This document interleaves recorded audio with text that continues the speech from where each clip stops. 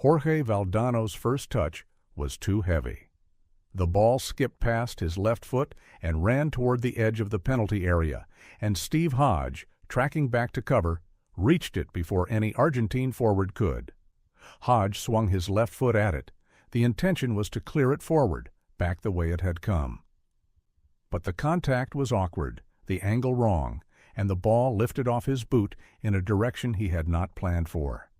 It rose backward over his own head, over the retreating English defenders, in a slow, looping arc toward the 6-yard box. The Estadio Azteca held more than 114,000 people that afternoon. The altitude in Mexico City sits at 7,300 feet, and the temperature on the field had been over 90 degrees since before kickoff. By the 51st minute, the physical cost of playing in those conditions was visible. Players moved carefully between stoppages. The match had been tense and hard in the tackle, and neither side had scored. England came in with a clear plan for Maradona. Bobby Robson had assigned Steve Hodge and Peter Reid to follow him across the field, not only in the attacking half, but wherever he moved. When Maradona dropped toward midfield to receive the ball, one of them was expected to be within a yard of him. In the first half, Terry Fenwick had fouled him in a challenge direct enough to earn a yellow card. The approach was deliberate. England had watched enough of Maradona to know that space and time on the ball were the two things he could not be given. 4 years before this match, British and Argentine forces had fought a 10-week war over the Falkland Islands in the South Atlantic. More than 900 men were killed. The conflict ended in June 1982 with an Argentine surrender, and the two countries had not restored full diplomatic relations by the time this game was played. In the stands, Argentine supporters had brought flags. Some of the banners were not only about football. The sequence that led to the moment began simply. Maradona turned near the center circle and played the ball short to Valdano, who was making a run into the left channel. The pass was good, the touch was not. The ball got away from Valdano, drifted toward the edge of the penalty area, and Hodge arrived first. His clearance sent the ball backward in an arc none of the players on the field had anticipated. It rose, slowed near its peak, and began coming down toward the 6-yard box. Peter Shilton came off his line immediately. He was 6 feet tall and had been England's starting goalkeeper for the better part of a decade. He raised both arms as he moved forward, reading the ball's descent.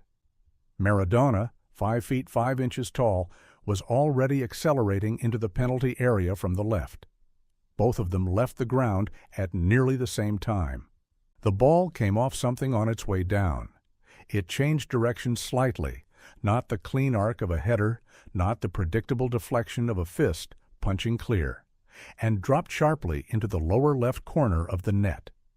Shilton's hands were above the point of contact. He had gone up straight, arms extended, and the ball had gone somewhere below where he was reaching, as though it had been redirected rather than met cleanly in the air. For a fraction of a second, almost nothing happened. The ball was in the net.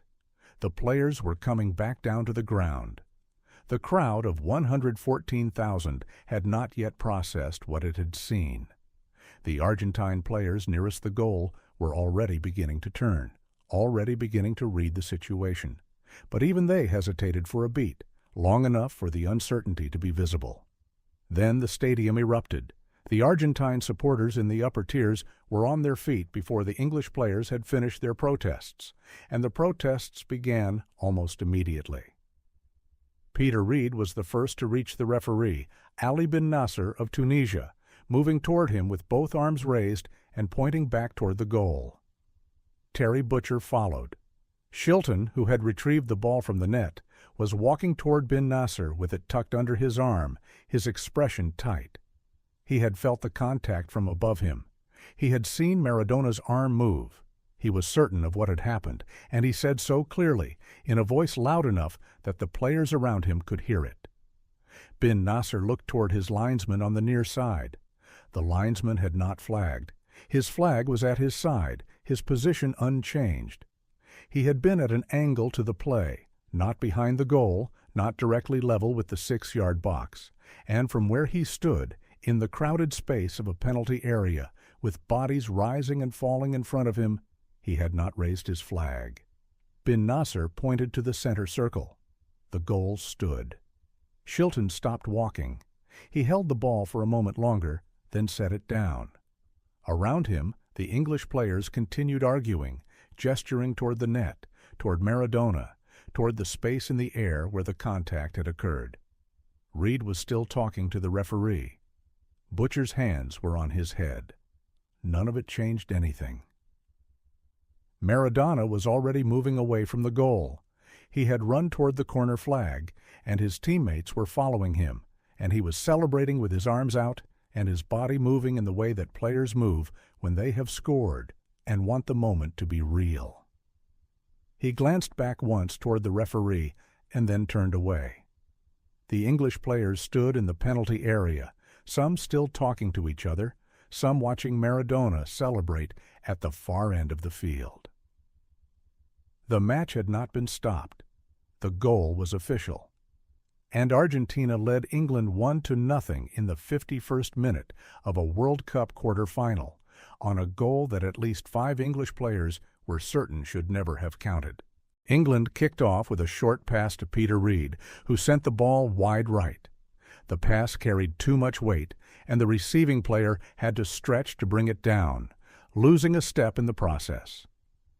Terry Butcher gestured toward Glenn Hoddle with an open hand, pointing to a space that had not been covered. Bobby Robson stood at the edge of his technical area on the touchline, arms at his sides. Argentina pressed from the front. When England had the ball in their own half, Argentine players moved up in pairs to cut off the first passing option. England worked the ball sideways more than forward, looking for gaps that the Argentine midfield was closing before they could develop. The crowd noise had not dropped since the goal. Communication across the field required shouting. Maradona came short to receive a pass from Jorge Burruchaga near the center of the pitch. Reed moved with him. Maradona took one touch and returned the ball. He adjusted his position 15 yards to the right. Burruchaga found him again. This time, Terry Fenwick was close on his left shoulder, and Maradona laid it back before the challenge arrived. England's midfielders and the Argentine forwards worked in short exchanges like this through the early minutes of the second half, neither side committing to anything more extended. 4 minutes after the restart, the ball came to Maradona inside his own half, central, with his back briefly to goal. He turned on it quickly, one touch to control, one touch to set it forward, and found open ground ahead of him.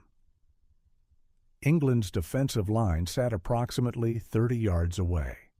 Reed was to his left and slightly behind. Butcher was positioned to the right of center, beginning to step across. Maradona accelerated. Reed moved to close the angle from the left side. Maradona went past him on the outside, the ball staying within inches of his left foot. Reed's outstretched leg reached nothing. The upper tiers of the Azteca were on their feet. Butcher adjusted and came across to cut off the space ahead. Butcher came across hard, but Maradona had already shifted the ball to his left and gone past him on the inside, close enough that Butcher's shoulder clipped him without slowing him down.